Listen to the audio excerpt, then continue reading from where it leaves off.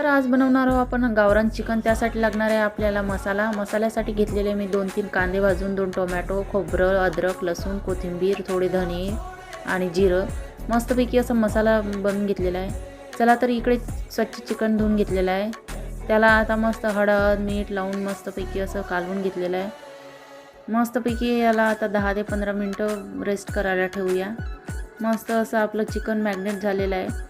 आता इकडे आपण कुकरला 3 शिट्ट्या काढून घेऊया।